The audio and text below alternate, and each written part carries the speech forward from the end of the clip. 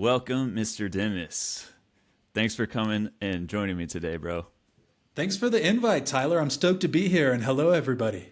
So I've been following your content for a while, and it's super hilarious, super niche, and I feel like it's something that the psychedelic world really needs and needs to be able to take itself less seriously, because there's a lot of, I don't know the term for it, but post-ego death egotism kind of thing, and I feel like all of your stuff really pokes fun at that in a really, really funny way. So I'm sure some of the people who watch this are going to be vaguely familiar with your content, but I wanted to give you the floor to kind of talk about some of the other things you do, because I know you wear many hats, and I know you write articles, which I've also read. So yeah, can you get into what are some of the mediums of your creativity? Well, thanks so much for that lovely introduction. And yeah, making satire is definitely the most fun thing that I do. I really enjoy it, and I treat it very much like improv theater, where there's not a lot of analysis and scrutiny that goes into it. It's more or less, hey, here's a funny idea. How can I make this as absurd, as over the top, and as resonant with people as possible, hopefully, which oftentimes is a very niche demographic, right? It's never going to appeal super broadly, I don't think, but that was never the plan. So I do the satire, and I try to make a video a day. I try to give myself 1 hour in the morning to make whatever is top of mind. And sometimes that's responding to a current event, right? If something happens and the rescheduling of a substance, or like today, MAPS submitting their FDA approval process for MDMA assisted therapy, that starts kicking the gears into motion of what can I do around this content area that would be really funny in my style and hopefully informative. And beyond that, I still have the podcast that I regularly do, the Mycopreneur podcast, which was kind of the genesis of a lot of this, which essentially aims to platform and interview mushroom entrepreneurs. Now that's expanded a bit. There's a lot of interesting folks working under the broad umbrella of psychedelics. So I just did an episode with someone who sells Mckenna supplements, for example. But it all kind of ties into this idea of interviewing mushroom entrepreneurs. And then the journalism is kind of the third component of what I do. And that's really picked up over the last year. I've been fortunate to write for a few platforms that I have a lot of respect for, like Lucid News probably being the preeminent one. Have a few articles out with High Times, which I'm super pumped about. And a few other smaller publications that are very niche, right? Either in psychedelics or sometimes dipping into the cannabis space because there's a lot of overlap. So that's kind of the broad strokes approach of what I do, but it's all done with this intent of spreading the good news about mushrooms and about altered states of consciousness and trying to normalize them, and also be nuanced with my approach, right? I feel like that's very important, is to have nuance, because I find that you either have people very much in favor of psychedelics, maybe like pushing them a little too hard, or like prohibitionist and very opposed to psychedelics. So I really want to try to punch in on like a more nuanced kind of centrist viewpoint that factors in a lot of the different considerations. Yeah, that's beautiful. And I think that's one of the most refreshing things about your content, your creations, is that it is very nuanced. And I was just showing my roommate earlier the video you did with the Bigfoot, where it was like non-specific amplifications of the contents of my subconscious. Holy shit, it's Bigfoot. And I'm just like, I love that transition, by the way. That's gold right there. Thanks. But that's amazing, man. So we share something in common. So it's that we're both on this path because of a profound particular experience that we had. And I heard you talk about yours, which involved mushrooms. And it's a great story. So I was wondering if you would mind sharing that experience. Hopefully you know which one I'm talking about, but it was like one of your first major mushroom trips. Do you know which one I'm talking about? Yeah, there's a few. There was a bit of a trajectory, but probably the one I've shared was the very first time I ate mushrooms, which was a nice low recreational dose. It was a half eighth, which was about 1.7 grams. Didn't have a scale, it was maybe 4 of us who split 7 grams of mushrooms, kind of eyeballed it. And that was at the San Diego County Fair, which was a extraordinary set and setting in a lot of ways, and especially for a smaller dose. Now, I always have to preface this now by telling people to do their due diligence, right? If you're unfamiliar with mushrooms, maybe doing it out in a public setting like that isn't the move. But in my case, it was really lovely, and it was a very uplifting, grounding, affirmative experience that was universally positive across the board and really brought me into my body. That was one of the first things I noticed when the mushrooms started hitting, is I actually started kind of like floating through the crowd. I'm sure I looked like I was tripping balls. You know, I had this like Hunter S. Thompson Fear and Loathing yellow glasses on, so everything kind of had this greenish yellow hue to it. And I remember thinking, why do we just walk so normally all the time? Like, we have this full range of motion we can explore. So it's kind of like swimming through the crowd and just very, very embodied and familiar and warm in my body. So that was great. But probably when it really kicked in was when I entered a house of mirrors, which was when I started peaking. And that was a very cathartic experience, right? If people are familiar probably with, if you've looked in the mirror on mushrooms, you can get stuck there for a while, right? And you can kind of watch yourself, for better or worse, start to morph. Well, imagine that, but multiplied out with a house of mirrors, where there's like a little fat version of me and a tall, skinny version of me. And I just sort of had this, very circus-like, carnivalesque, larger-than-life experience in there, where I realized that so much of how I feel about myself and what I see is just this inaccurate reflection, right? You're looking at the world, and it doesn't mean that's exactly who you are. It's like maybe you just caught yourself in one particular funny moment. And I found that very hysterical and very uplifting to essentially just question how I saw myself and how I show up in the world. And then that spiraled into going to see Ozo Motley play, which is a fantastic Latin jazz fusion band, and they brought the house down. There were some other bits and bobs along the way, but that particular moment when I was waiting for Ozo Motley to play, I was at the very front of the stage, standing in front of the monitors, and the song Idiotech by Radiohead came on, which is a huge moment in my life where I feel like I kind of turned a corner, and as I describe it, the roof was blown off my imagination, where I wasn't just hearing the song, it was like standing in front of these speakers, peaking on mushrooms for the first time while the sun's setting, and then I get hit with this incredible, beautiful alien song, and that kind of ushered in the rest of the evening, and in many ways, I'm still on that trip, just a little bit further along. That's beautiful. Yeah, music always has a big part in these highly transformative experiences, and that's one of my biggest fascinations, is that intersection of where music and psychedelic experiences intertwine, and how they can totally catalyze just utterly life-changing experiences. And it sounded like it did for you. And so you're a musician too, right? I've seen you playing some piano. Yeah, you got it. Yeah. Nice, man. So the other thing I wanted to ask you about was, you posted another video that was joking about how, like, oh, the mushrooms told me this, the mushrooms told me that. So I want to know, have the mushrooms ever told you anything, or have they, given you their approval of satire, or has your work related to this ever like come up in an experience for you in any way? Great question. Yeah, I like to be a practical joker. I think that the mushrooms have a really practical joker element in them. And one of the key takeaways I've had from a number of experiences is exactly as you preface this with when introducing me, just not to take things so seriously. And I think, like with psychedelics, there's this tendency to try to incorporate everything that's going on in the culture at the time, right? And to try to map that onto the psychedelic experience. Well, we live in a very kind of heavy timeline right now, right? There's it seems like a lot of bad news, a lot of general negativity out and about in the world. And I find that when you develop that sense of humor and that practical joking sense, it can in many ways really protect you from a lot of that bullshit. And I think to answer your question, one time it came up really overtly.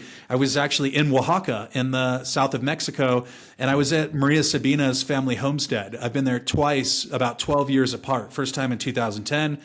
And then in 2021, I went back and I wasn't breaking through. And I had made this whole pilgrimage up there. I was staying for 4 or 5 days and I had spent time with her family, the remaining family. And I had a fresh mushroom velada where they bring you mushrooms and then they do the chants and light copal incense. So for all intents and purposes, I was trying to do this full send, breakthrough, have a visionary experience. And it just wasn't really happening. And I was probably 2.5 hours into this, just thinking, man, I don't know what's going on.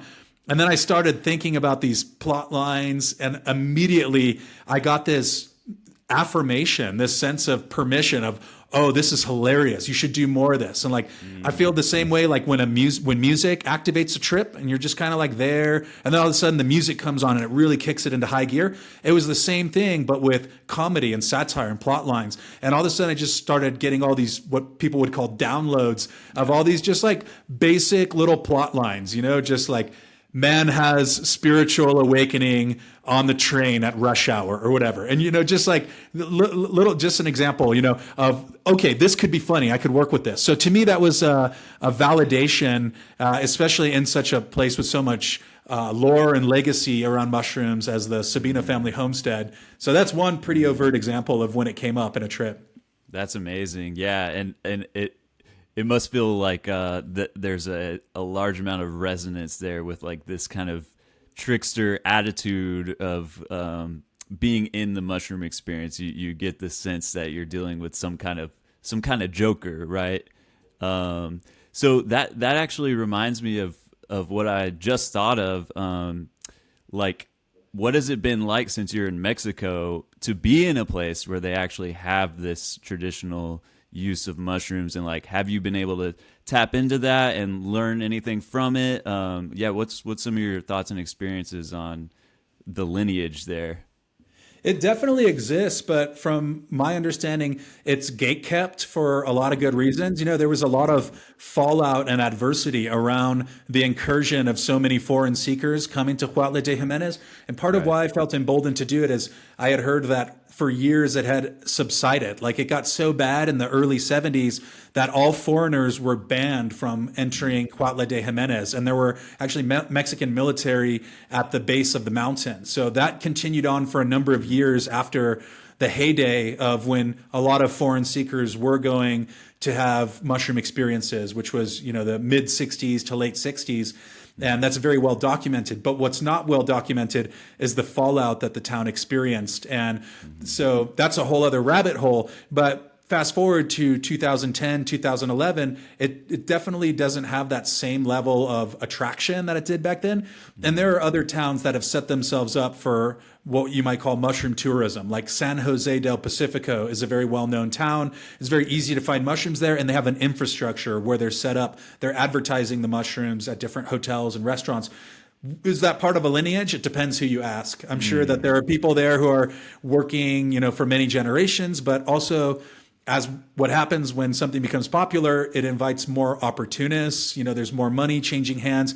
And that's actually something that's ongoing right now with 5-MeO-DMT and with the toad, is that there's a huge demand for it. And maybe 10, 20, 30 years ago, it was quite a small demand, and certain families or clans would harvest all that they needed and would sell it. But now, because so many people want it, the price has gone up, and that just invites a whole lot more unscrupulous activity. So I think when a lot of people go to Mexico to try to like find a lineage or find a healer, it's oftentimes quite difficult. You really have to have some kind of a connection.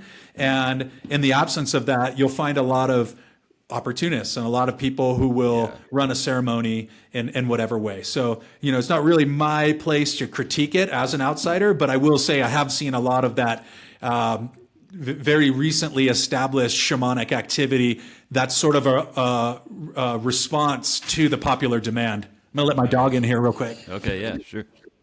Okay, buddy, come in here, come hang out with me. Yeah. No, but it's been fascinating, and there are a lot of wild psilocybes that grow around different states in central and southern Mexico, and they're very well known to a lot of the locals. Yeah. That makes sense. Yeah, I know that that's a big issue for a lot of the ayahuasca tourism too. Like, you got to really watch out for charlatans and abusers, and there's a lot of stuff popping up because of the insane demand.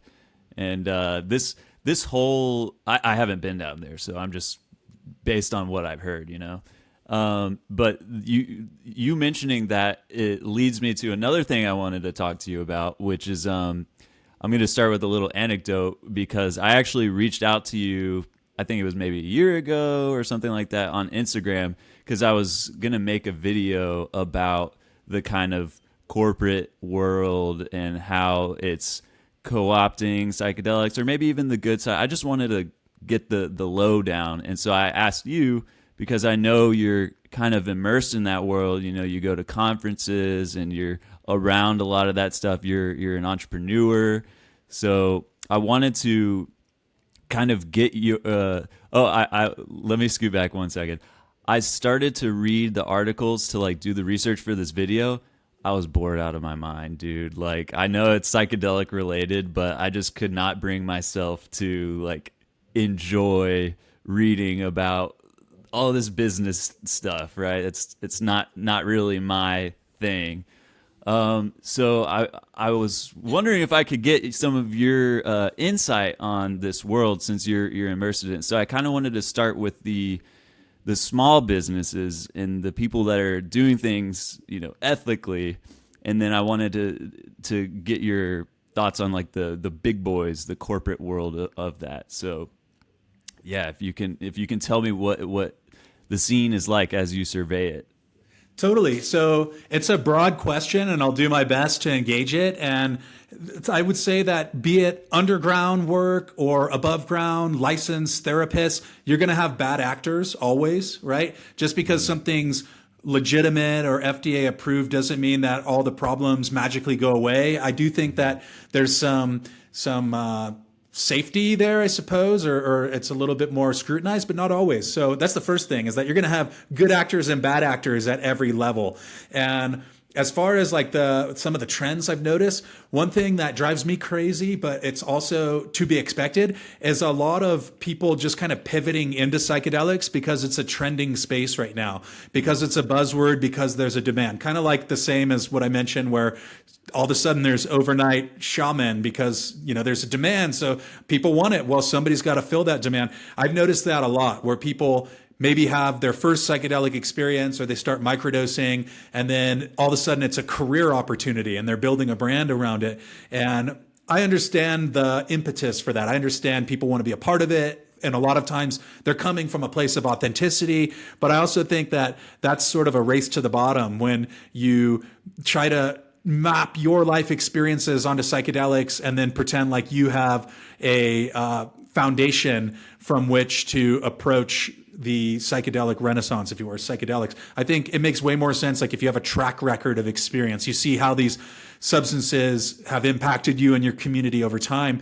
And also, a lot of the people who actually are psychonauts, in my experience, and who have a reverence for mushrooms and DMT and things like this, they're typically not always super business minded. And that's kind of a blanket statement, but it's what I've seen. You know, they're not always driven by the bottom line and the almighty dollar. I'd like to think that most people who have had these profound personal psychedelic experiences, they usually put money at the back of that. And they think about ways to contribute to the world and to trying to create a more beautiful, fairer world. And maybe this is just my hippie utopian idealism speaking, but like, my early psychedelic experiences certainly shaped that in me. Like, I was actually there at the vanguard of Silicon Valley in a lot of ways. You know, I went to school in San Francisco. I was rubbing elbow with the tech startups. I was there when Airbnb and Dropbox and companies like that were founded. And my psychedelic experiences pushed me away from that like hyper startup,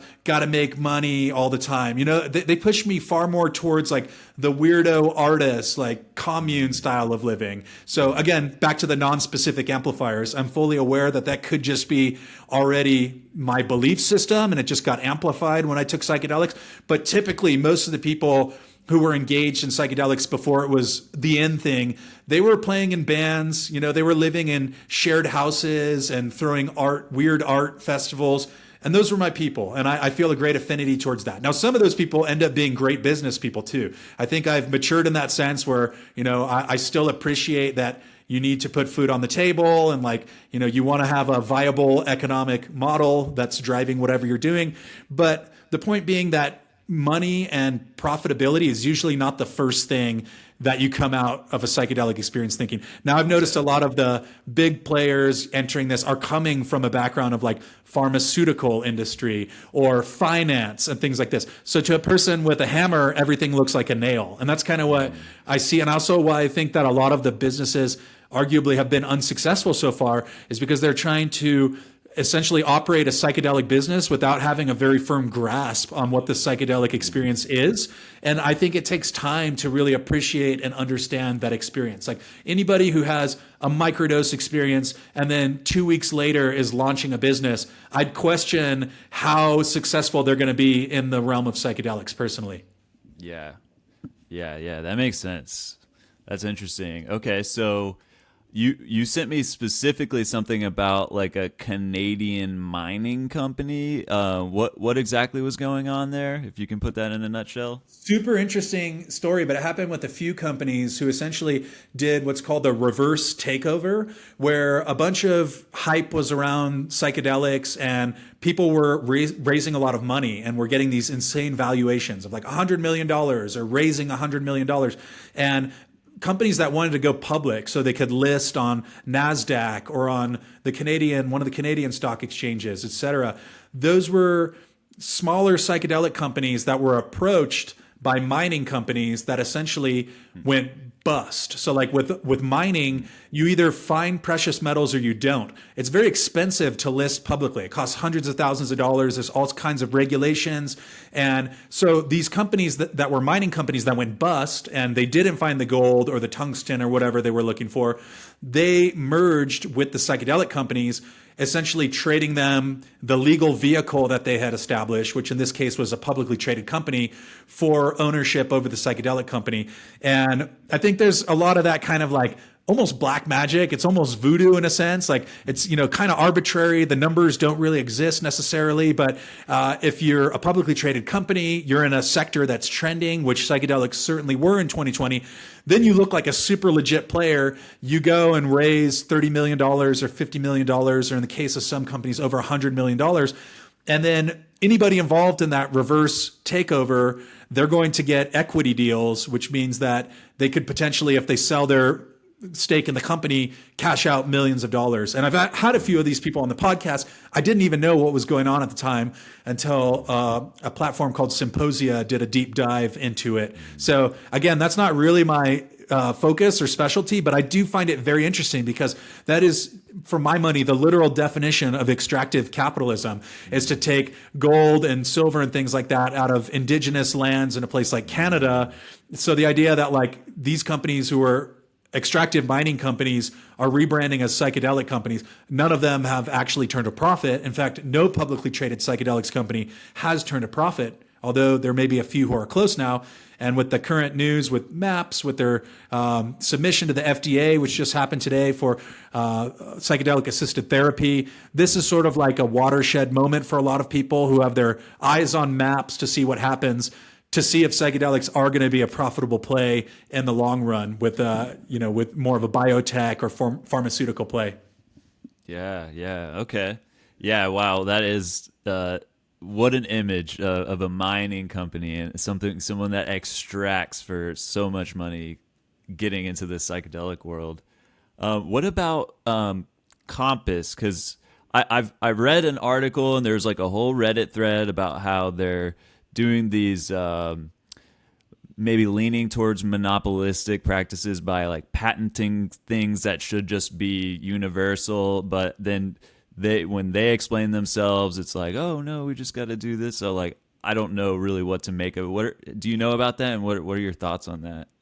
Yeah, I'm trying to learn more about the whole patent ecosystem and how it works. Again, that's never been my focus. Like the idea we could even be having this conversation right now, Mm. I think in some ways has really the conversation around psychedelics has shifted so far from where it was certainly prior to the 60s, but then with the 60s and even in the last 10 years, like psychedelics were a very countercultural movement Yeah. that a lot of times really tried to distance themselves from the establishment. You know, people who Yeah. were psychedelic evangelists. I think of Timothy Leary, not to say he's the, most sterling poster child for a psychedelic revolution, but, he comes to mind, people who were very skeptical of authority and who wanted to live their own lifestyles. Now, I think psychedelics is very much being couched in more mainstream rhetoric for better or worse.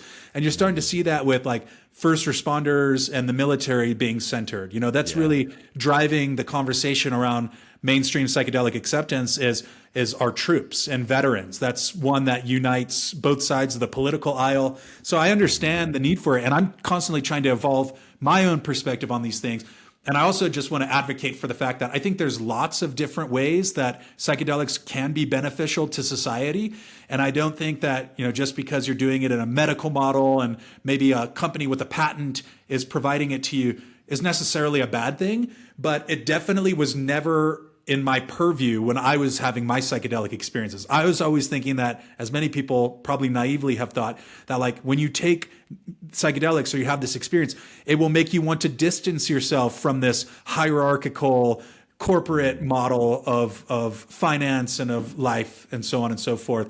But that doesn't seem to be the case anymore. There's actually a lot of people who really want that and they're really excited about it. And again, this seems to be largely driven by profit incentive, right? I don't think anybody who's building a psychedelic portfolio and rooting for the patent system to come through is doing so from a place of like deep heart-centered empathy. It's much more from a place of wanting to make money, wanting to have patent exclusivity. And part of why I do the podcast and invite people with divergent perspectives on is because another thing psychedelics have taught me is like, I might be full of shit, I might be just totally wrong. And we live in this culture now where everyone is an authority on everything. But that can't be the case. So I think that's where I leave room for like discussing with other people about change my mind. Like maybe patents in the psychedelic ecosystem is good. Maybe we should have one company who controls a whole bunch of different compounds and different, hand holding during therapy.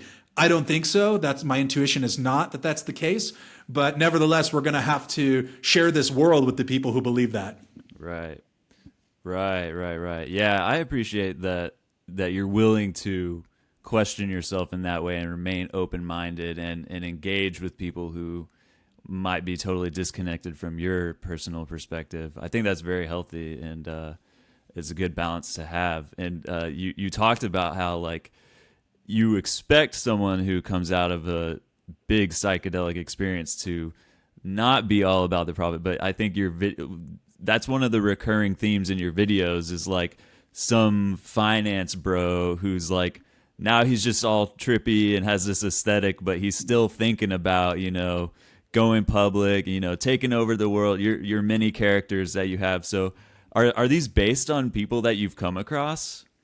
Totally. Yeah, definitely. And in some cases, like very literal examples. And I was definitely sucked into this vacuum too of being like egotistical about psychedelic use. I played in a band and as a young 20-year-old in San Francisco playing headline shows and having the psychedelic universe at my disposal, like it's hard not to be a little bit full of yourself. And I'm very fortunate that social media wasn't really a thing back then and that a lot of us were dumb and it was a growing experience. And kind of revisiting psychedelics now, I've kind of always kept my practice alive, but I kept it much more private after I graduated college. I sort of had this rude awakening of the bubble bursting where I went from being a college student playing in a band, doing independent cinema and like not having to worry about making a bunch of money because I was still riding the coattails of my family, like, oh, you're a college student. After I graduated, it was like, hey, you got to go cash checks. You got to go make it. You can't just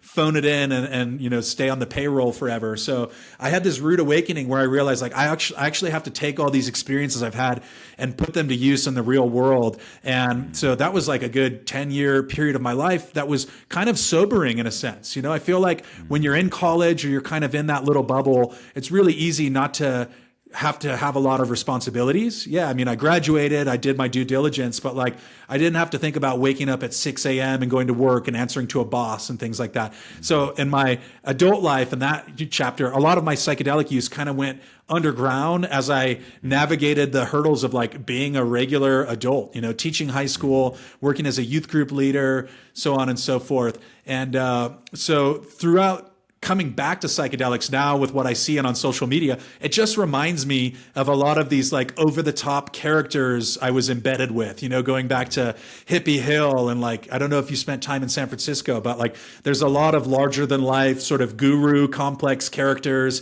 And once you've had some distance from that, like you've been around it and then you distance yourself, when you start to see it again, you recognize it immediately. And you recognize like, wow, this person is so full of themselves. And, I was fortunate again to have a good ecosystem I was embedded in. So like people would check me, if you step out of line, that's what your friends should be for. They'll be like, dude, you're acting so egotistic right now.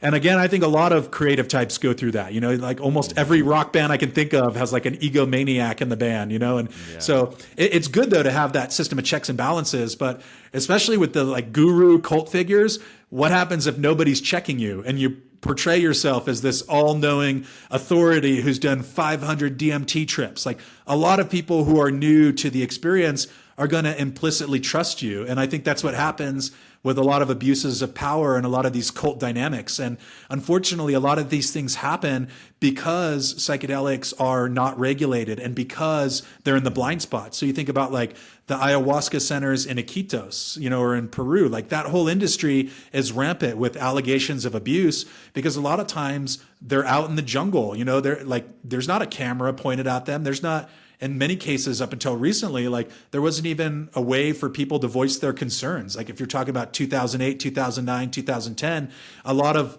these kind of narcissistic abuser types, they could operate with the impunity essentially. And these are kind of the darker side. And again, when I say I like to try to be centrist, it's to realize that like psychedelics can be so awesome, but they can also exacerbate and amplify narcissism complexes and savior complexes and so on and so forth. So definitely a few of the characters that I've brought out have been inspired by real actual people that I've met. Okay. Yeah, I figured, but I just wanted to ask you about that. So one of the repeating themes as I've been following you on Twitter is that you're like a big champion of the underground and specifically home-based cultivators and people doing things on their own of their own volition. So what's so inspiring about that to you? I mean, I can think of a few reasons, but I just wanted to hear you talk about that. Yeah, I'm a huge fan of the peer-to-peer economy, essentially, right? Just like what we're doing right now. I think this is so awesome that we don't need to get a whole like PR company and a network and a radio station. Like we could just message each other and connect and have this awesome dialogue right now. And I think it's the same with a lot of mushroom cultivators specifically, is you get these really brilliant people who are not driven by the bottom line. Like so many of these cultivators I know, they're giving mushrooms away. They're donating ounces to veterans or, in philanthropic endeavors. And they're sharing the knowledge too, a lot of times, like in business, talking about like the patents, like people patent stuff so they have a competitive advantage. A lot of these cultivators are brilliant and they're going the opposite route. They're like, oh, I want to show everyone how I did this. Like I figured this out. I want to make a YouTube video crowdsourcing and democratizing that knowledge. That's super uplifting and inspiring. And it comes back to mutual aid in a sense. This idea that the community and people like ourselves can meet each other's needs a lot of the time, right? Like if somebody's been foreclosed upon or like they got kicked out and evicted of their apartment, there's so many situations where there will be a GoFundMe set up, or there have been underground cultivators who have passed away for whatever reason, and then their friends will set up a GoFundMe for their family or their kid. And I think stuff like that is just really awesome. And I would hope that the future of humanity is one of abundance, where we literally have all the material necessities we could possibly need, but we have an uneven distribution of that technology and material wealth right now. So this next phase that I see, to get more grandiose, thinking about like the next chapter of humanity, is going to be this power struggle between, are we going to have fewer and fewer people become like, technocrat oligopolists who are just richer than God and have the technology that you could say make them godlike?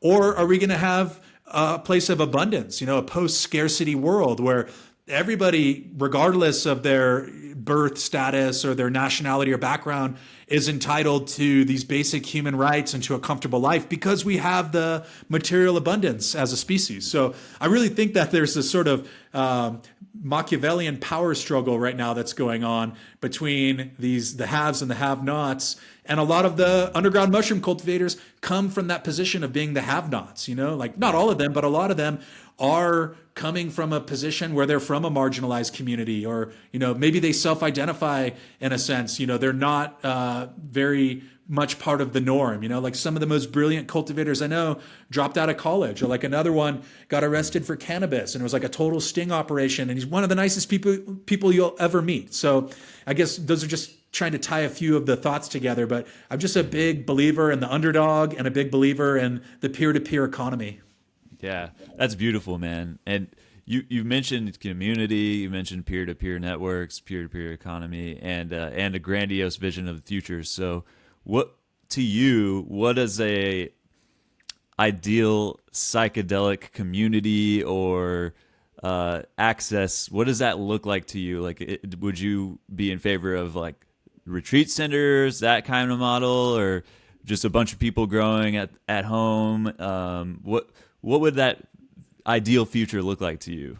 I think the latter bit you just said, just a bunch of people growing at home and a bunch of small communities. I think there might be a point of diminishing returns, almost like a church. Like, I don't know that we need a mega church with like pyrotechnics and 30,000 people. But if you have like a bunch of these small community centers where, and it's not just the mushrooms, but it's also, people learning about harm reduction practices, learning about food production practices. I would love to see more community modeled governance like that, where people take care of their own communities. If you have a small community, you're probably not going to screw people over, right? That kind of stuff happens when it's like faceless communities and you don't know your neighbors. So I'd love to see more of that.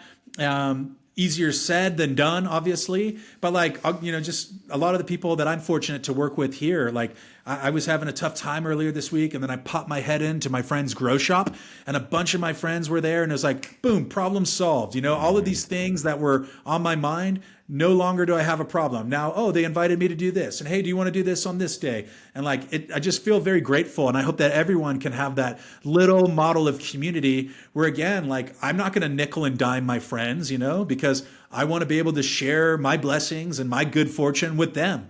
So I'd love to see more of that mentality at large, I think, in the business world, if you will, of just like, hey, this is good fortune. Let me share my good fortune with you, instead of trying to like, keep everything under wraps and I want to preserve my competitive advantage. That's what it comes down to. I think cooperation over competition, and that we've been taught to compete against each other, and that competition makes better products. But I don't know that that's the case anymore. I think that there's a lot to be said for a community governance model and a cooperative model over a competitive model.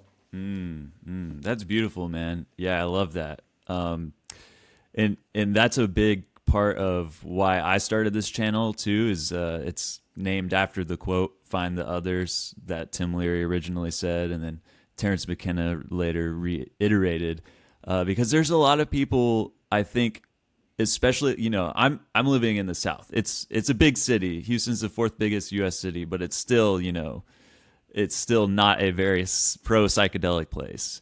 And so there's this deep urge to connect to like-minded individuals, and there's so many underground little points. I knew a grower, and he was just this dude living in some random small town, and he's just this prolific grower, and you can connect with this person and talk about some crazy thing you experience, or share some kind of common fascination with these experiences. And we just need more of that. And I think that the internet is helping, especially for those of us that are more geographically isolated. So I love to hear that, man. Yeah, and you just touched on a few of my inspirations. Terence McKenna, for a lot of us, was a huge inspiration because he was the only one talking about it in my language and the worldview that I understood, these high dose mystical mushroom experiences. And I think a lot of what he said still holds true. Certainly not all of it. I think that's a good example of like the mushroom told me. It's like, yeah, you got to kind of be skeptical. Sometimes you're going to, think really over the top. Doesn't mean that there's not some degree of truth to it. But in general, I think a lot of what he said still holds true. And I often wonder, what would Terence think of what's going on right now? Like he, probably has mentioned it or alluded to it in some of his lectures, but this idea of the powers that be and the corporatocracy, et cetera, essentially co-opting the discourse around mushrooms and around psychedelics. And I find myself, I actually had a dream where I spoke with him briefly, and that was a really cool moment. It felt like one of those beyond the grave moments, if you will. And he certainly had a big impact on my 18-year-old mind when I first read Food of the Gods.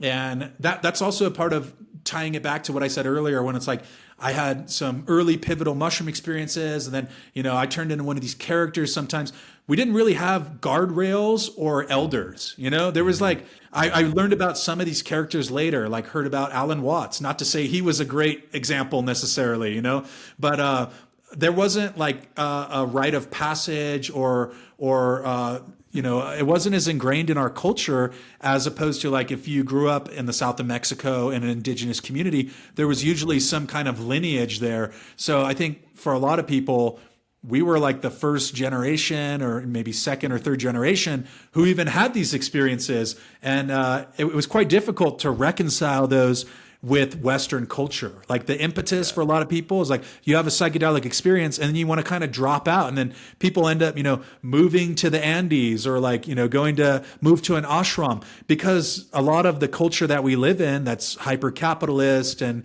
based on scarcity mindset, et cetera, these don't reify or reinforce the values and the experiences that you have with a psychedelic trip a lot of the time. They're actually like super jarring. If you have a high dose mushroom trip and then you go back to work at Arby's or whatever the following, there's not a lot in the workplace culture there that's going to uphold and validate what you have experienced on psychedelics. And that makes it very difficult for a lot of people. So a lot of what I'm trying to do with the content and the journalism right now is to try to share my experiences of 17 years of butting heads against Western culture and kind of living in this society as a psychonaut and as someone who has a lot of these experiences. Wow, man. Yeah, extremely well said. I resonate with a lot of that, and I know that people watching this are going to resonate because I'm sure there's a ton of people who literally work at Arby's who are having these experiences and going to work the next day. And like you said, it can be so jarring and alienating. Yeah, like that none of it lines up with especially the more odd experiences. You just like, I don't know what to do with this. So that's amazing. I love how you said that, man. Yeah, I appreciate you sharing that. That's amazing. So have you ever been at one of these conferences where there's a lot of the bigger corporate players, and do you feel like you've ever like ruffled some feathers or like been uninvited somewhere or, in the belly of the beast? Increasingly so. I think that there was a period of honeymoon phase where people in those positions were really excited about what Mycopreneur brought to the table. And there still is a degree of that. And I've been fortunate to continue to get invited to these conferences and professional events and on podcasts and so on and so forth. But like one specific instance that comes to mind is the first article that I wrote for High Times, which was a rant. I was asked specifically for a rant, and I kind of had been harboring these feelings for a while about how out of control the medicalization narrative around psychedelics is. And I do think that there's value in a medicalized system, and I even said that in the article, but it's about the disproportionate amount of funding, attention, media narrative, so on and so forth, that the medical system gets. Because, of course, this is where the profit incentive is. That's what it comes down to. Like, so many of the companies involved in this, they are taking venture capital, and they are putting out quarterly revenue reports and things like that. And that's their focus, like they can sing and parade all they want about how it's for mental health and healing. But if it's using the current healthcare system that is very inequitable, that oftentimes will drive people into debt, that, swapping out this SSRI for this new treatment or whatever, I think that it's reasonable to be skeptical about that. And so I wrote that piece, and I definitely got a little bit of clapback. Not as much as you would think. I got actually a lot of the people who work in some of these more corporate spaces also share the same beliefs, believe it or not. A lot of them do. And they're trying to reconcile kind of how to move forward with this. So that's one overt example of like when I published that article, I had a few people kind of clapping back at me, but not very many. And I think beyond that, like I've been a little bit critical just of what I see as smoke and mirrors sometimes. I see there's like a smoke and mirrors effect where people want they want their stock to perform well, and they want their purchase price for their company to go up or whatever. So maybe they, manipulate the narrative a little bit, and maybe they selectively highlight certain things that they do while leaving out a lot of the other things that are less savory or, not making money. And as I said, like literally not one of the publicly traded psychedelics companies of 60 to 70 right now has turned a profit.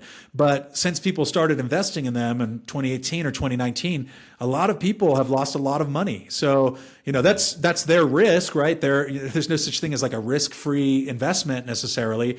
But, there's a lot of pay to play that goes on. I've called out that before. And, as someone who has a media platform and who works very hard for engagement and traction, I just find that to be kind of shitty that people would just like throw money at a journalist and then get favorable press. And, okay, I guess everybody, don't hit the player, hit the game, they say. But I've called that out a few times before.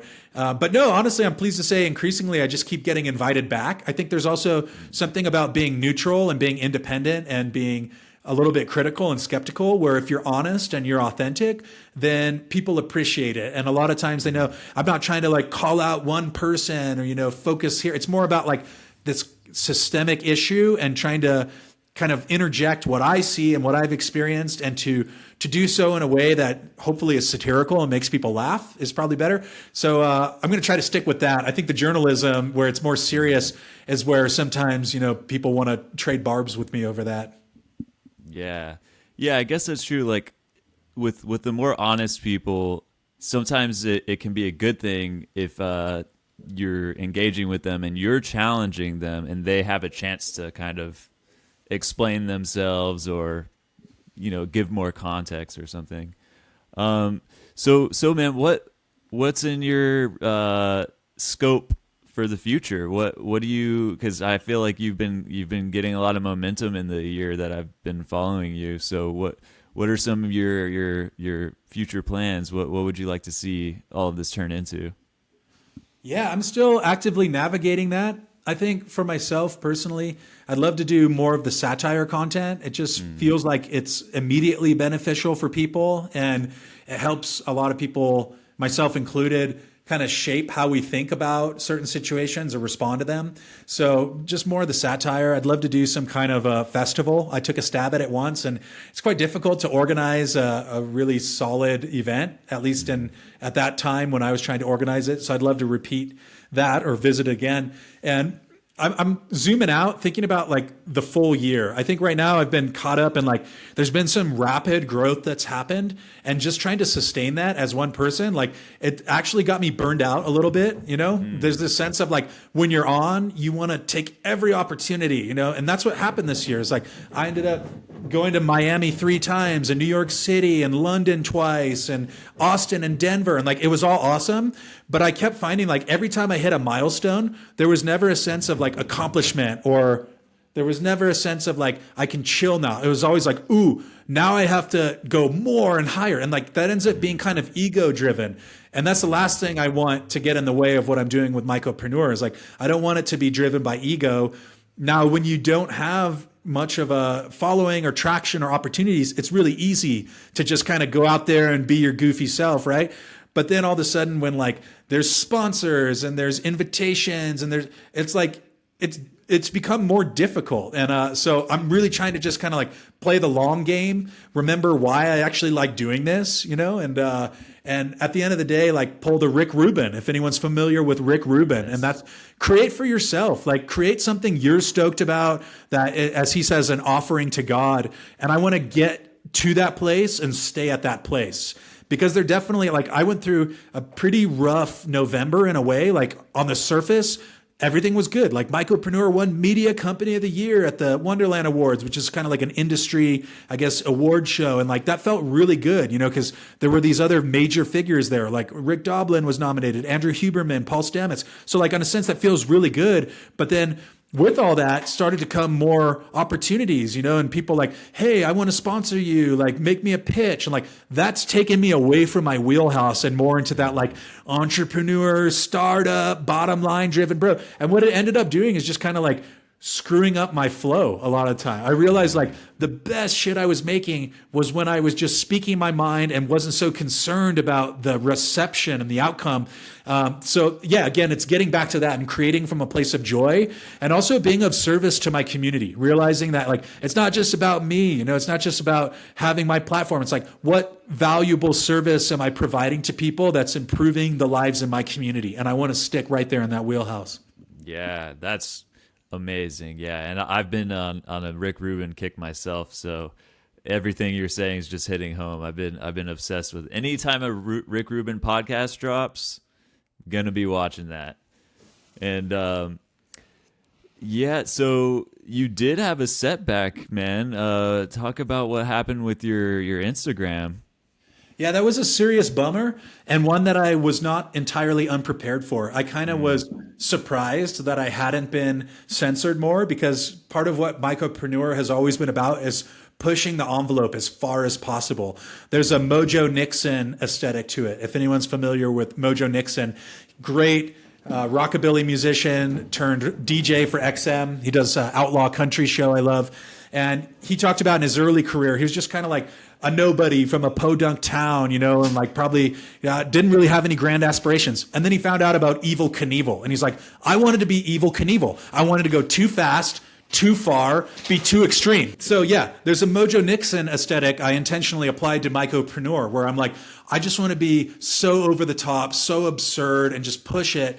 And it ended up working really well. And I think part of that is because there's just a lot of people playing it very safe, especially like, the psychedelic, more corporate crowd. Like they seem to be a very risk averse. They're afraid to offend anyone. They want to have very safe, carefully calculated takes. Not all of them, but I wanted to be the antithesis to that and be like, I'm going to drop some hot takes. This is informed by my experiences, my due diligence over the years. So eventually it caught up with me, and it was very surprising that I got banned with no warning, no content strikes. I always figured I would sort of have some margin for error where I'd get sort of like hey, you got a strike now, and then I'd modify accordingly. But this was crazy. It was just like, boom, your account is taken down, you can appeal it. And especially that video that I put up that kind of triggered the ban from all I can tell, it was for a totally legal product, as I've written about. So like I thought, okay, this is no big deal, I'll appeal it. And then almost immediately permanent deactivation of the account. And I'm a 34-year-old, so a part of me is just like, that feels kind of like insincere to be so concerned about like, oh, heavens me, my Instagram page was taken down. So like I'm aware, but at the same time, like I put a lot of work into cultivating and curating that and posting consistently. And it really built me an incredible network I had 25,000 followers, and I'm quite sure it would have been quite a bit larger, except for the fact that I was very likely shadow banned. There were periods of time when like I was growing very rapidly, and then I exclusively post about psychedelics. Like that is my space that I post about, and some of it is very mature, right? Or for a mature audience. So there were times when like I'd be on a run and then boom, like nobody's seeing my posts, nothing's happening. And then like randomly months later, it's like, oh, you're back in the algorithm again. So the upside to that is that I kind of have a sense of what type of content works, to be able to build. So zooming out, like I'm just going to keep posting on a daily basis. I have a library of content. It's a outlet for me too. It's very much like a therapy in some ways to create this content and then actually have it out available to an audience and to interact with people. So while it has been a setback, it's not one that's unfamiliar to people in the cannabis or psychedelic space. It's actually kind of a rite of passage. But it does take the wind out of the sails, and you end up thinking like, why am I doing this? Like it's unpaid, a lot of times, sure, I get some sponsors. That's great. But like, I put so much time into curating my little Instagram algorithm, and then it can just be taken away from you for no logical reason with no explanation. So it is hard to kind of like come back from that and have that same level of passion of like, oh, I'm going to rebuild up again, because I know I might get to 100,000 and then might get taken away overnight again. So, at this point, it's just my way of being a little bit subversive, kind of raging against the machine, if you will. And, it forced me to do more stuff on my website, on mycopreneur.com, and more stuff on TikTok and on LinkedIn and on Twitter. So that's been part of the strategy this year, is to branch out and really saturate the media ecosystem with Mycopreneur, rather than trying to focus everything on this one platform. Yeah, because that is kind of like a rite of passage that any one of us that is making psychedelic related videos or any kind of content, we're on borrowed land, and it's an illicit substance. Even though the people running Google and Instagram are probably microdosing themselves right now, and so anything like that can happen. And dealing like on YouTube, a lot of the other YouTubers I know that do this kind of thing are dealing with monetization strikes, and it's very rocky situation. So I wanted to, you kind of mentioned it, but I wanted to know like, what are the other main platforms that you use? So you mentioned your website, which is mycopreneur.com. Yeah, mycopreneur.com. Pretty stoked that I got just straight domain authority on Mycopreneur. That's nice. I tried to get the Instagram Mycopreneur, but someone random who hasn't posted in 3 years has it. So that's how I ended up with Mycopreneur Podcast, now Mycopreneur Official. But yeah, I've been focusing a little bit on TikTok. I think there's a lot of viral growth potential. And I have a background in media. I've talked about this a lot on the podcast, but I actually have a degree in media studies. And I was on the first wave of a lot of social media, like making YouTube videos in 2007, right? And like collaborating with friends and creating Facebook content. So I've kind of always identified as with this label of being a creator. I've been heavily inspired by people like Casey Neistat, who essentially, you don't need a big production team. Like some of the highest paid work I've done, and like including working with some pretty renowned brands, has literally been shot with my phone, and in some cases edited on the phone. There's something really inspiring about that. Like you don't necessarily need a red camera and like a boom. Obviously those things can be awesome, but there's a lot you can do with just your phone or a GoPro. So from the get-go, that's kind of what I've been doing. And so I look at TikTok as being sort of a creative challenge. It's a riddle, it's like, hey, how can I crack this algorithm? And there are certainly strategies you can employ, but then the pushback from that comes when you want to have your own style. Like, I don't want to just do what other people are doing and then slightly change it. That would be the smart move for growth, is essentially you copy what competitors in your niche are doing, and then you just present it a little bit differently.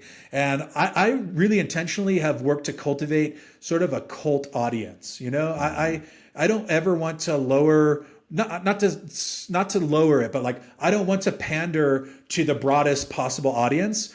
And if that was the case, I'd probably be doing more prank videos and things like that, right?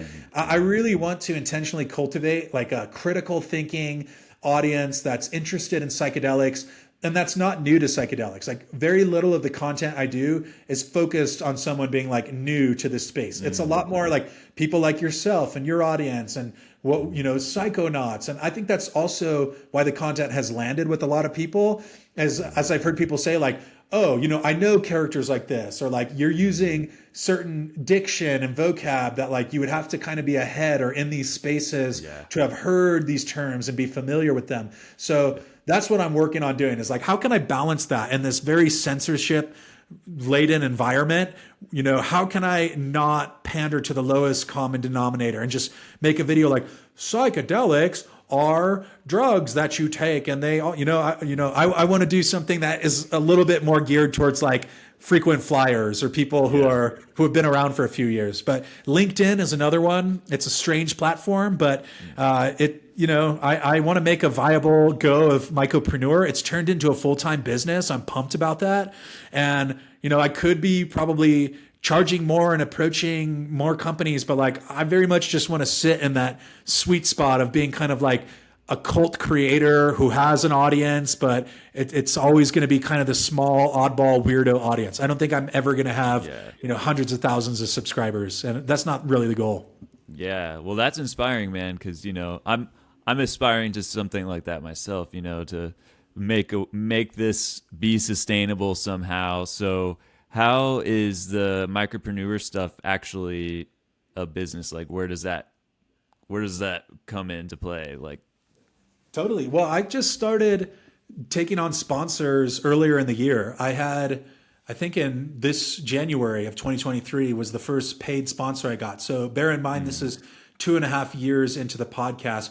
I've been given a lot of products. That's really awesome. Another thing I like is people who grow mushrooms and make stuff want you to try their mushrooms. And I'm all for that. And then it branched out to other things where they're like, hey, try this mushroom coffee, all kinds of functional mushroom tinctures. And then now it's, hey, try this canna and try this amanita tincture. And so, that's been fun to like track the productization of a lot of these smaller underground businesses. And that's become a niche in and of itself where for a lot of people, that's something they want to pay for to distinguish themselves essentially from a very large underground market of a lot of different brands, a lot of different cultivators. So, and I very much try to do it with very legal, strictly legal things that I promote. And, sometimes I'll do like an article on the legacy market or the underground market, but like for sponsors, it's usually what I would call picks and shovels services. So like I worked with Usia Labs quite a bit, and they created a at-home tabletop extractor.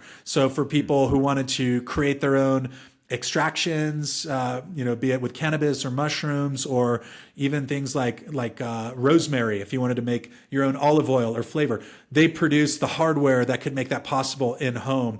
So that was one example. And then I've worked with a number of mushroom coffee companies, probably 3 of them by now, because for a lot of these larger supplement companies, if you can get more people to start drinking your mushroom coffee, that turns into an everyday customer, essentially. Right. You order a subscription base. So I kind of demoed it with a few of these companies, just saying, hey, here's my numbers. Like between Instagram, TikTok, LinkedIn, YouTube, the podcast downloads, I'm getting X amount of downloads per month. And as soon as I started showing like actual metrics, which I never paid for any of that, it was all organic, which I'm very, worked very hard to and consistently to make that happen. Then companies started responding, and I started getting people that I hadn't even considered, who would hit me up, be like, hey, how much do you want to do a one-off video? That's another benefit to developing your own style, as it becomes inimitable. So like, I've had a number of people be like, we just want to support you. We like your videos. And also it can reach a broad audience. One extreme successful example is with MicroBoost, who I'm one of their brand ambassadors. And I believe very strongly in that company and have worked with them over a year and have known them over 2.5 years or so. And I did a video for them that showcased their mushroom coffee while I was in Hungary at a festival. And then that video went viral on 2 platforms, and then it got picked up by a meme page and went viral there. So all told, it ended up getting somewhere around 3 million views, which, for a small company, and for targeted views too, not like a boosted post or anything, just like organic views of people sharing this. It ended up getting transcribed onto Reddit. There's like 8 or 9 different subreddits that have a transcription of the post, including the plug for MicroBoost Coffee. So that's an example of like, I really want to work with these companies that I'm aligned with long-term growth strategy for. And I want to work with companies that understand what I do and care about what I do. So, sometimes I've run into dilemmas where a company wants to pay a lot of money, or what I consider a lot of money, where they're like, hey, here's $1,500 or $2,000 for this project. And there becomes like this weird pressure then, to like deliver in a certain way. Whereas, some of the other companies that I've consistently worked with, they understand like, yeah, you might make a dozen videos and 2 of them are going to pop off. And it's more about like building the long-term growth strategy together. So that's essentially where the main income for Mycopreneur has come from, is from taking sponsors and working on these branded campaigns. Now also writing has made me a little bit of coin. Some of the platforms pay a couple $100 an article.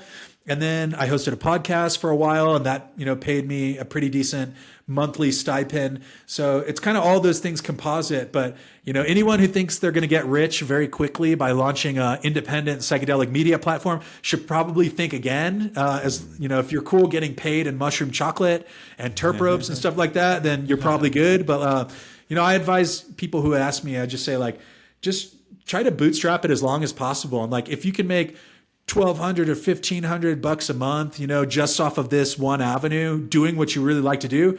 Yeah. I mean, it's not going to be super inspiring for the VC bros who want to come in and make a bunch of money, but like, that was never my goal. My goal is to like sustainably keep ramping up and get these cool opportunities that have come down the pipeline. Yeah, that's amazing, man. Well, I'm happy for you. I'm proud of what you've been able to do, and that you found such an angle to kind of come at this at. So it's something I think about a lot, because I feel like the traditional route of my main platform is YouTube, and sponsorships are a big part of that. And I don't want to do it, especially if it's just some random VPN or whatever. I've yet to get any offers anyway, so there's that. But yeah, I feel like a lot of us are just doing this because we're obsessed and we just love the topic. So nice, man. Well, I think that's pretty much it. But this is just kind of a like funny little side question. I think that a profile like yours probably attracts a bunch of bots, a bunch of spammers and scammers. So I've seen you interact with some of those scammers, like hit up Myco Telly on Instagram. He's got chocolates bar. It's like, what do you think that is? You think that's like one of those scam centers kind of thing, or is that like bots? Like, what do you think is going on? It's bizarre, and strangely enough, Mycopreneur on Instagram doesn't really get targeted by them. I don't know why. It does on Twitter and on TikTok, like a lot. But again, I think that's building around a core nucleus of people you actually know, and if there's consistent engagement from people that you've met at these events, which is the big plus side for going to conferences. It's not just to learn about the industry side or whatever. It's like really to build face-to-face connections with people. And you find a lot of great underground people also. And, the suits and the roots, you meet them both, and then you get to build your network. So yeah, I've been very lucky in that regard. It's very strange. Another strange thing is when it's people and it's a bot of them. Like I have this friend, Kat, who she was following me on TikTok. And I was like, I thought we were already following on TikTok. And then I get a message from her, and it's all her photos, and it's just the most bizarre message. And immediately I'm like, this is a bot. This is someone who has used her photo. And so I end up just sending screenshots whenever that happens to someone. Just be like, hey, just give you a heads up. And I don't do a lot of like static posts. So I think that's part of the reason why like people haven't like jacked my face yet, and it might happen. Like it's probably another badge of honor. But yeah, man, it's a very strange thing. And if you're talking about psychedelics, inevitably you're going to come across the bots who are offering to sell you, mushrooms cured my psoriasis, and Dr. Telly on Instagram is safe and secure shipping. Yeah. Yeah, that's hilarious, man. So I did want to ask you earlier, what are some of the good conferences that you like? Because I was recently talking to, I think Daniel from TAM Integration. Love that dude. And yeah, he's amazing. And he was telling me like, yeah, you need to go to some conferences. So I've heard about some like psychedelic science and, some of the ones that have like art in them, but what are some of the ones that you really like that you would recommend? Yeah, it's really only been over the last year and a half since I even learned about the conference circuit. I would call it the conference circuit because you see a lot of the same people and a lot of the same companies at them. And that's part of the benefit is that you end up building a rapport with all these people and then kind of like getting your finger on the pulse. And that goes for like the legal above ground, more biotech, corporate stuff, and also the underground stuff. Like, there you get to meet a lot of people at the after parties. And so some examples of conferences that have been awesome. Wonderland has been a very good one for me. I've been to that one twice, and it's an interesting crowd for sure. But I would advocate for people finding a way in the door. Like I think a lot of times people get turned off by the price tags. It's $850 for the cheapest ticket. Every single booth there wants volunteers. Okay, so that's one. too. A lot of these groups, if you're affiliated with any kind of an organization in that city, they get free tickets. So like that's how I went the first year. Is I was connected with Moksha Arts Center based in Miami, and they got 50 tickets. So they were, giving out tickets. And then there's a lot of opportunity to volunteer with the organization themselves. So like, I just want to get that out of the way. I've written about this actually, that like you totally can find a way in the door and you don't necessarily need to pay the face value. If you can afford it, great. But like, I'm not in a position where I can pay for airfare and $850 conference tickets and a hotel. That adds up really quickly. You got to hack that system. You got to find a buddy to stay with. You got to find a futon. I know people who are, working as lawyers who are making pretty fat stacks and they're sleeping on the floor at their homie's house when they go to these conferences, because you don't need to be paying $400 a night for the hotel room next door, which is what will be offered to you. So a good one coming up, which again, even if you can't get in the door for this one, because this one might be a little more exclusive, South by Southwest, huge conference. Probably a lot of people have heard about it, actually in Texas, where you're based right now, in Austin. People go to South by without even going to the conference. There's so many after parties. There's so many barbecues. The networking is insane that there were quite a few people last year who, they're out at the after parties. I was like, hey, what panels are you going to tomorrow? Oh, I didn't get a ticket. I'm just here.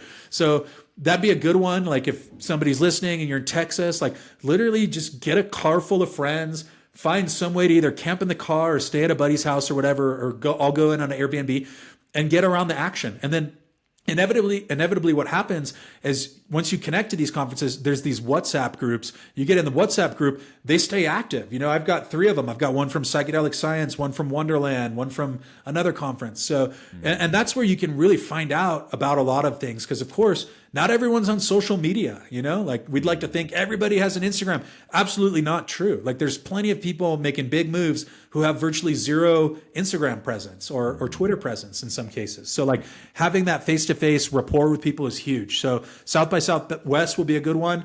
One called Horizons is probably the best known or the longest running, more medical academic conference. And I find a lot of value in these and kind of learning what's going on.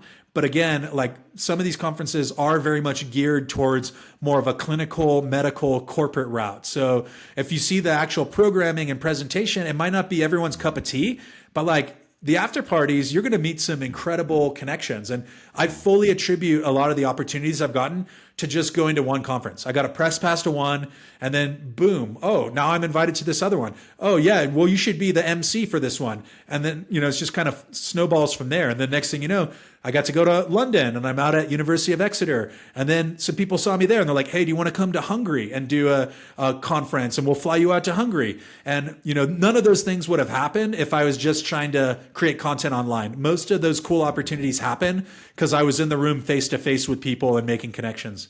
Yeah. Well, that's cool, man. Yeah, I appreciate the advice. And maybe you're going to be at South by, right? Yeah, I'm pumped. I got a panel talking about the underground market. I'm moderating a panel, the same one I did at Wonderland, and it went over very well. Very excited about that one. Nice. Well, yeah, maybe I can hop on over there and sneak in or something. Come say what's up.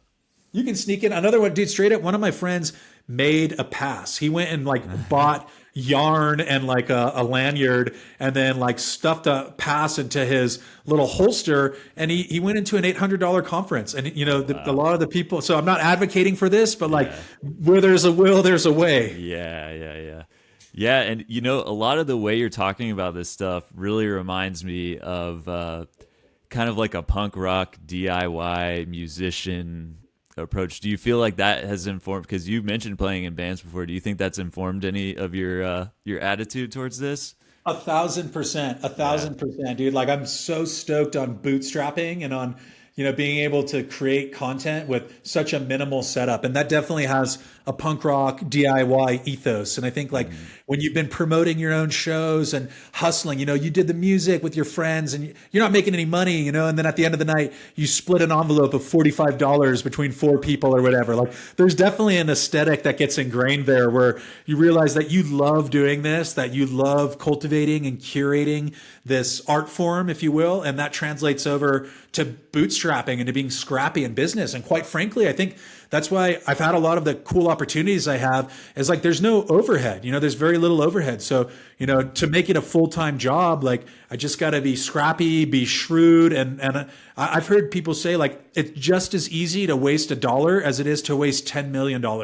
And a lot of the companies that get into psychedelics and have kind of gone bankrupt and crash and burn is because they didn't have that shrewd DIY punk rock mentality. And then a lot of the smaller players have kind of stuck around because we're stubborn. It's like we're very stubborn. And if I needed $100,000 a month overhead to run this platform, there'd be absolutely no way. So bootstrap as long as you can. And my goal with Mycopreneur, which I publicly stated, is to make it to 1,000 episodes of the podcast. I'm at 143 or so right now.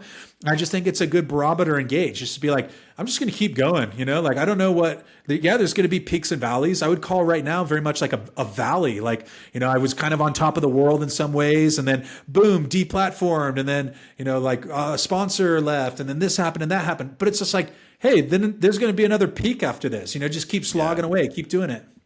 Yeah. Plus that is, it's one of those, input-based goals where it's like you're in complete control of that. It's not like you're setting a goal to have like 1 million followers or something, which might not be under your control, but getting to 1,000 episodes is something you have the power to do yourself. So, hell yeah, dude. Well, I'm getting the signal from my lady here that it's time for dinner, so I'm going to have to jump off. But I would definitely keep talking because I appreciate the way you frame this discourse, and I like what you're all about. So thanks again for the invite here. I appreciate it very much, Tyler. Yeah, thanks so much, man. I'll talk to you later. Peace.